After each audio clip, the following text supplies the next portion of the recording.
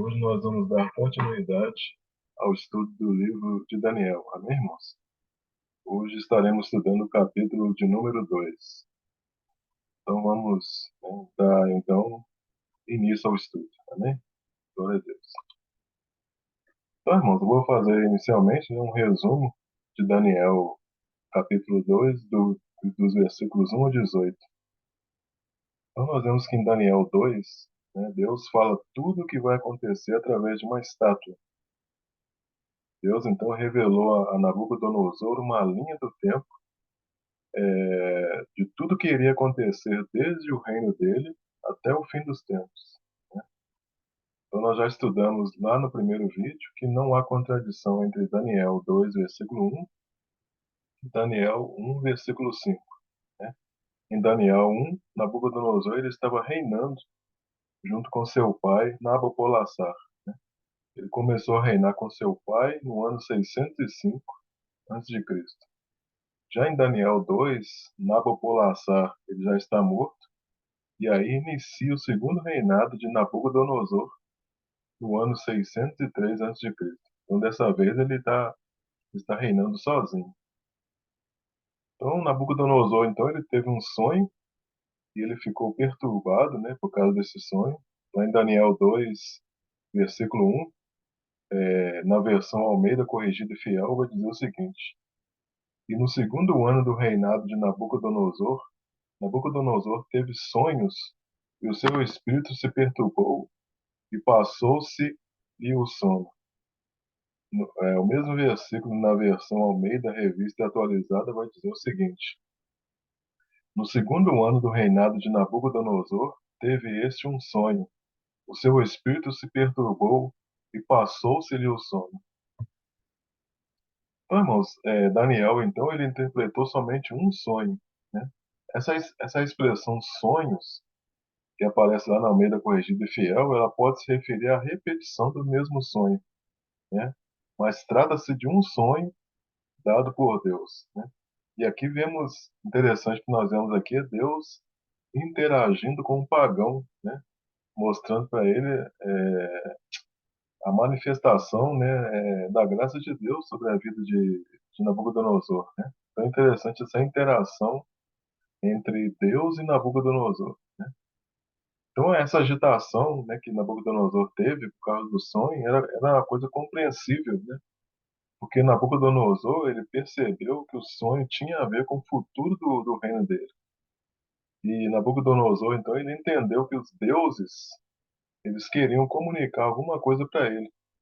Então ele convocou todos os sábios, né, astrólogos e magos, e exigiu deles que eles lhe contassem um sonho e desse a sua interpretação. Mas ninguém podia dizer o que ele tinha sonhado e tampouco a interpretação. Né?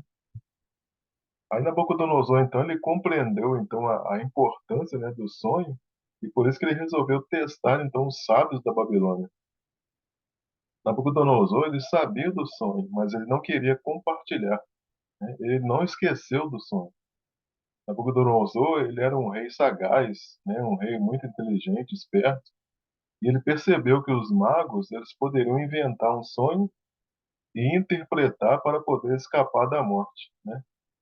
Embora alguns estudiosos eles entendam, né, que Nabucodonosor realmente esqueceu o sonho, mas é improvável, né, que um rei na qualidade de Nabucodonosor tenha esquecido um sonho como esse. Né?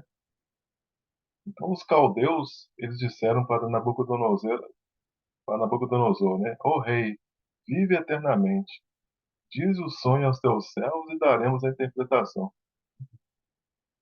Então respondeu o rei e disse aos caldeus: Uma coisa é certa, se não fizerdes saber o sonho e a interpretação, sereis despedaçados, ou seja, vocês seriam esquartejados, e as vossas casas serão feitas em monturo.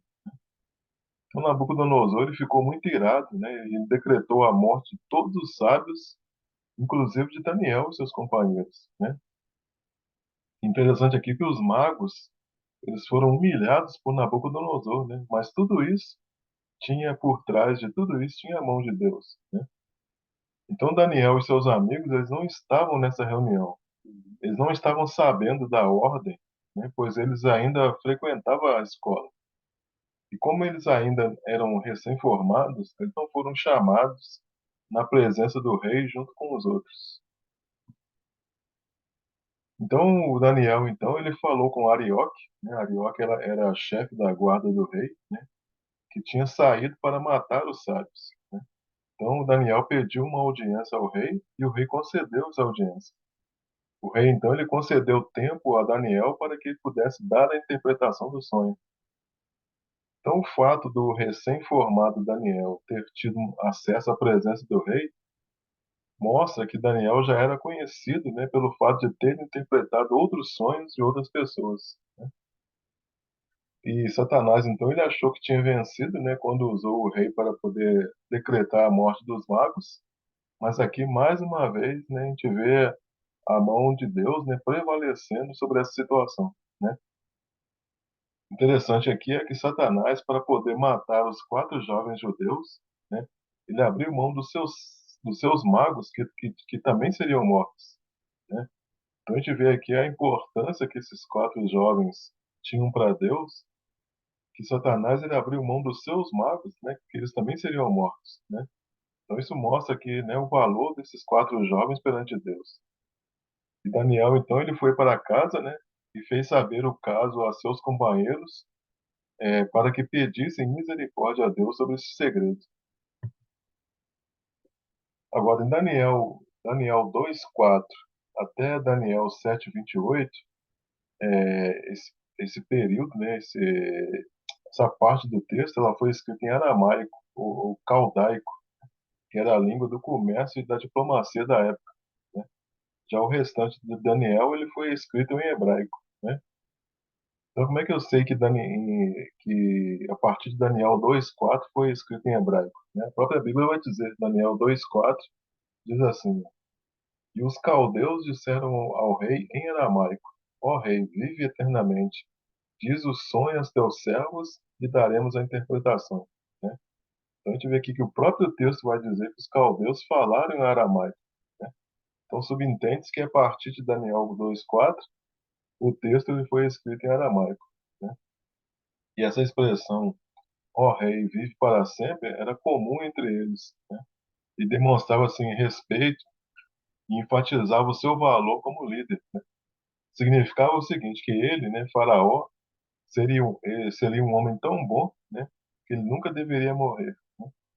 Então, o aramaico, irmãos, era a língua comum no Império Assírio e ela também foi usada também no Império Babilônico, né? Bem como no Império Medo-Persa. Agora, fazendo um resumo agora de Daniel 2, do versículos 18 ao 30, né? Então, por meio de uma visão noturna, né, ao dormir, Deus então dá a Daniel o sonho e a interpretação.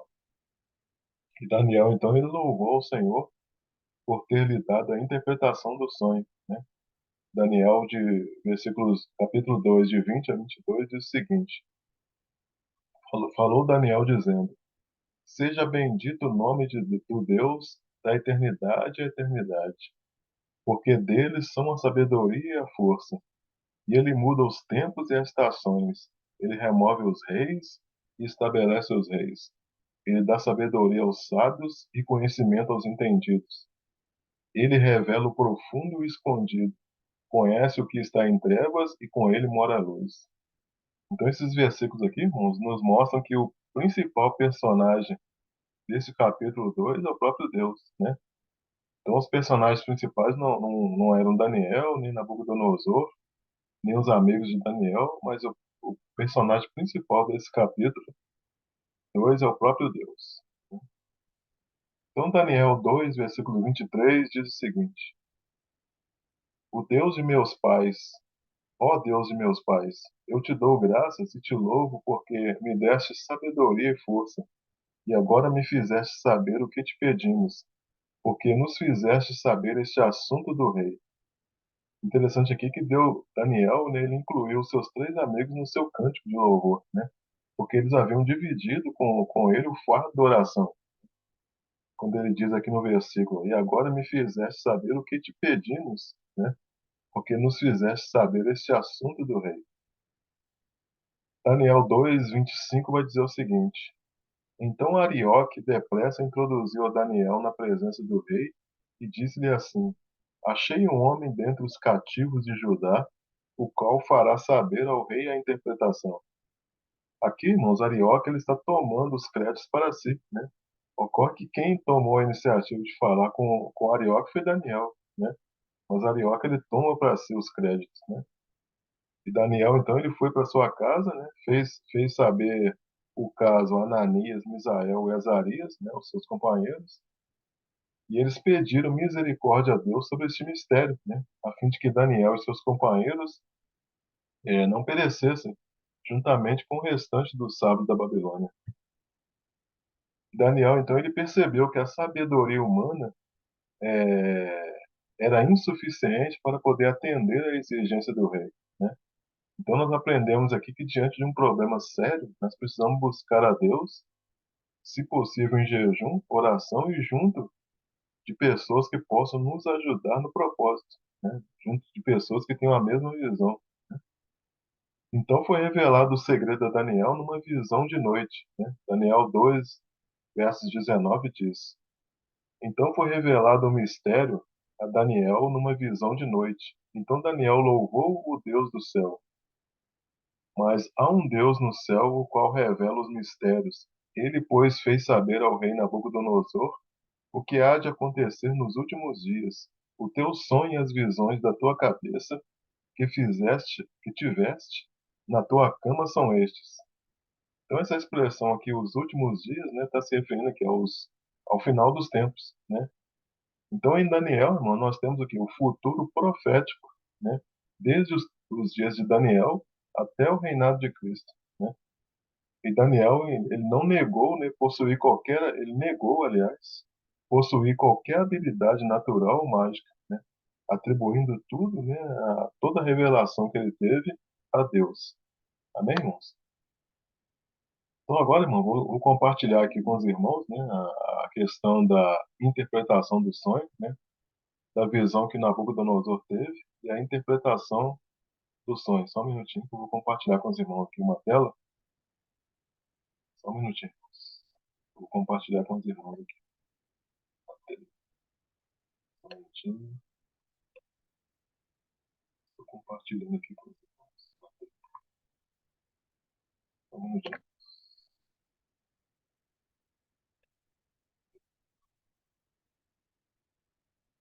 Só um minutinho. Compartilhando aqui. Demora um pouquinho, mas vai dar certo.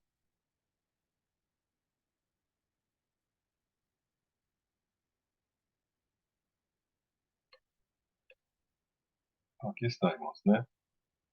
Então nós vemos aqui, né, uma grande estátua, né, a visão que Nabucodonosor teve, né, através de um sonho, né? Daniel 2:31 vai dizer: Tu, ó rei, estavas vendo, e eis aqui uma grande estátua.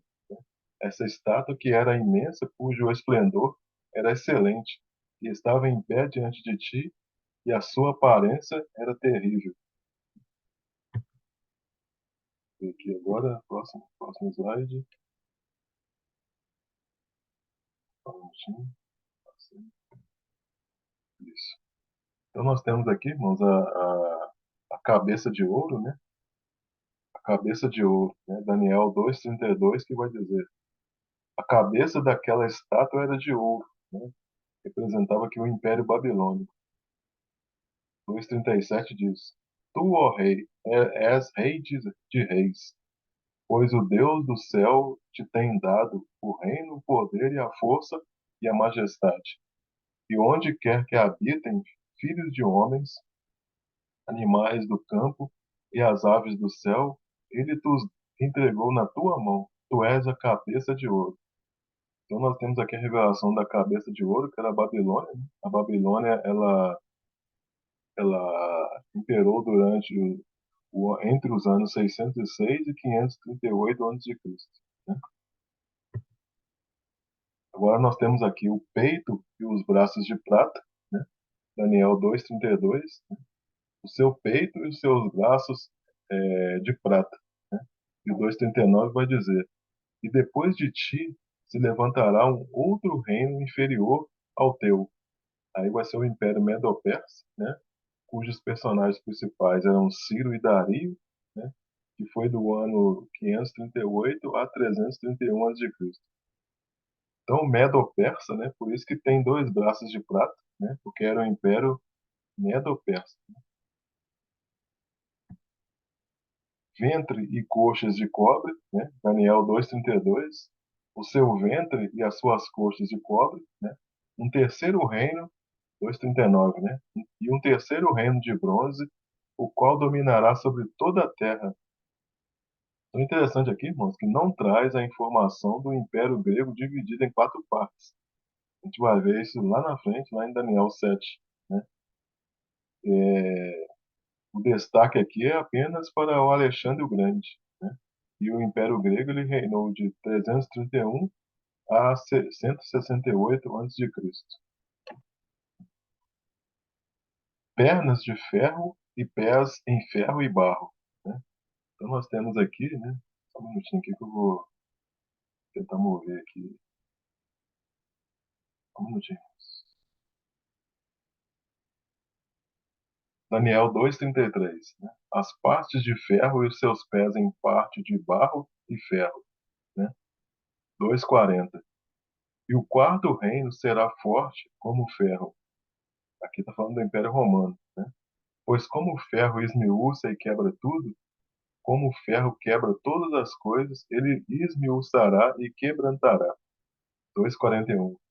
E quanto ao que viste dos pés e dos dedos em parte de barro de oleiro e em parte de ferro, isso será um reino dividido. Contudo, haverá nele alguma coisa de firmeza de ferro, pois que viste o ferro misturado com barro de lodo. 2:42. Como os artelhos dos pés eram em parte de ferro e em parte de barro, assim por uma parte o reino será forte, e por outra será frágil. Quanto ao que viste de ferro misturado com barro de lodo, misturar-se-ão mediante casamento, mas não se ligarão um ao outro, assim como o ferro não se mistura com barro. 2:44. Mas nos dias destes reis, o Deus do céu levantará um reino que não será jamais destruído, e este reino não passará a outro povo. Esmiuçará e consumirá todos estes reinos e será estabelecido para sempre. Então nós temos aqui duas pernas de ferro, né, que representa Roma, Roma Oriental e Roma Ocidental, né? E interessante que essa informação aqui ela não tem, né, lá nos animais de Daniel 2:7 que a gente vai ver depois. E aqui, irmão, nós temos uma pedra, né? Vai falar de uma pedra, Daniel 2:34, né? Estavas vendo isto quando uma pedra foi cortada, né? Essa pedra vai falar de Cristo, sem auxílio de mão, a qual feriu a estátua nos pés de ferro e de barro, e os esmiuçou. Então foi juntamente esmiuçado o ferro, o barro, o bronze, a prata e o ouro, os quais se fizeram como pragana nas eiras do estio, e o vento os levou, e não se achou lugar algum para eles. Mas a pedra que feriu a estátua se fez um grande monte e encheu toda a terra. Da maneira como viste que o monte foi cortada uma pedra sem mãos, e ela esmiuçou o ferro, o cobre, o barro, a prata e o ouro. O Deus grande fez saber ao rei o que há de ser depois disto, e certo é o sonho e fiel a sua interpretação. 46. Então o rei Nabucodonosor caiu sobre o seu rosto e adorou a Daniel, e ordenou que lhe fizessem oferta de manjares e perfumes suaves. Respondeu o rei a Daniel e disse: Certamente o vosso Deus é Deus dos deuses, e o Senhor dos reis, e, e revelador de mistérios, pois pudeste revelar este mistério. O rei, então, ele reconheceu, né, o Deus de Daniel, né, isso também vai ocorrer lá no 3:29 e no 4:34, né? Daniel 2:48 diz: Então o rei se engrandeceu a Daniel e lhe deu muitos e grandes dons, e o pôs por governador de toda a província da Babilônia, como também por principal governador de todos os sábios da Babilônia. Então aqui, irmãos, agora a gente vê agora um resumo, né, de tudo que eu falei, né? Babilônia, né, cabeça de ouro, né? Depois vem o Império Medo-Persa, né, que é os peitos e os braços de prata. Depois vem o Império Grego, que é o ventre e a coxa de bronze. Depois vem o Império Romano, né, que é o ferro, que são as duas pernas, falando do Império Romano do Ocidente e o Império Romano do Oriente. E por último aqui vem o barro e o ferro. Amém, irmãos? Então eu vou voltar aqui, né? Vou voltar aqui à tela normal, só um minutinho. Vou voltar aqui à tela normal, só um minutinho. Vou voltar aqui à tela normal,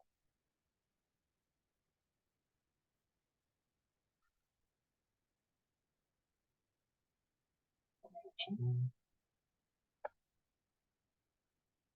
Isso. Voltei à tela normal. Agora vou dar continuidade aqui, só um minutinho. Louvado seja Deus. Então, irmãos, a estátua, né? A estátua de Nabucodonosor, ela é a imagem do anticristo, né? Por isso que é a imagem de um homem, né? Cristo, ele é a pedra que bate no pé, nos pés da estátua, né? E diz lá que tudo vira pó, ou seja, formando um grande monte. Interessante se a gente for lá para Isaías, capítulo 2, versículo 1, vai dizer o seguinte: Palavra que em visão veio a Isaías, filho de Amós, a respeito de Judá e Jerusalém.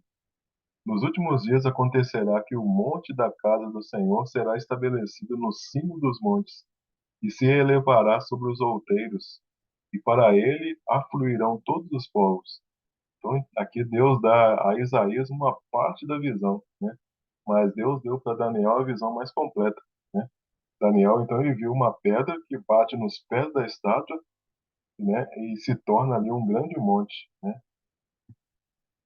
Então, as duas pernas, irmão, representam, então, o Império Romano, né? E os pés é onde nós estamos hoje, né? O nosso contexto de hoje, né? Então, os pés, eles são os reinos da terra, né? Misturados em parte de ferro e em parte de barro. E os 10 dedos, né? São os 10 reis que ainda não receberam o reino, né? Ele será o último império a se levantar sobre a terra. E eles reinarão em conjunto com o anticristo. Estou falando um pouquinho sobre as duas pernas de ferro, né? Então, no ano 476 depois de Cristo, a perna esquerda, ela caiu, né? Que é o Império Ocidental, e aí deu início aqui à Idade Média, né? E esse Império Ocidental ele foi invadido pelos bárbaros, né? Aí, com relação à perna direita, né? Constantino ele expandiu o Império Oriental, né? Ele conquistou uma cidade e deu o nome dessa cidade de Constantinopla, né? Que era a capital do Império Bizantino. Aí, no ano de 1453, os turcos eles conquistam a perna direita, criam o Império Otomano, ou o Império Turco, que reinou por 624 anos, né? Então, da perna direita, então, irmãos, vão sair os países islâmicos, né? Da perna esquerda, que caiu no ano de 476, vão surgir os países do Ocidente, né? Então, países das duas pernas, irmãos, eles irão compor as 10 nações, que é a sétima cabeça da besta, né? Então, por que que em Daniel a estátua ela mostra 4 reinos a partir da Babilônia? Porque a profecia ela inicia no tempo de Daniel, né? Daniel estava cativo na Babilônia. Então, a profecia ela começa exatamente na Babilônia, porque Daniel estava cativo na Babilônia. E essa profecia dos 4 reinos, ela vai ser desenvolvida nos capítulos 7, 8 e 11 de Daniel, né? Agora, nós temos que analisar Daniel, né, em conjunto com Apocalipse. Lá em Apocalipse 17, nos revela as sete cabeças da besta, né, que são 7 reinos. Então, em Apocalipse, nós vamos entender que a linha do tempo ela passou do Império Romano. Então, tem muitas pessoas que acham que tudo vai finalizar no Império Romano, porque essas pessoas elas não analisam Daniel em conjunto com Apocalipse. Então, tem que fazer as duas, tem que juntar os dois, né, para a gente poder entender todo o mistério, né, que a palavra de Deus quer nos revelar, né? Então, a linha do tempo ela passa do Império Romano, né?